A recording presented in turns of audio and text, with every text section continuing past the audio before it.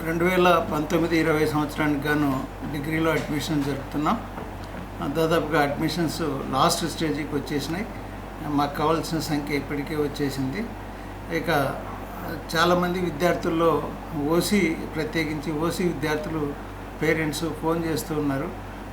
వాళ్ళకి fee reimbursement లేదు అన్నటువంటి ఒక అవగాహన లేక వాళ్ళు మాటికి నాకు ఫోన్ చేయడం జరుగుతుంది. మతంతో కానీ కులంతో కానీ సంబంధం లేకుండా ప్రభుత్వం ఫీజు రీయింబర్స్మెంట్ అందరికీ ఇచ్చేటువంటి వసతిని కల్పిస్తుంది. కాబట్టి వాళ్ళు ఆధార్ కార్డ్స్తో పాటు విద్యార్థివి తల్లిదండ్రులవి ఆధార్ కార్డ్స్ మరియు రేషన్ కార్డు కానీ ఇన్కమ్ సర్టిఫికేట్ కానీ ₹1,00,000 లోపు ఉన్నట్టు తీసుకొచ్చినట్లయితే ఓసీ విద్యార్థులకు కూడా గవర్నమెంట్ ఫీజు రీయింబర్స్మెంట్ ఇస్తుందని, కాలేజీకి వాళ్ళు కూడా ఎలాంటి ఫీజులు కట్టవలసినటువంటి అవసరం లేదని మరొకసారి గుర్తు చేస్తున్నాను.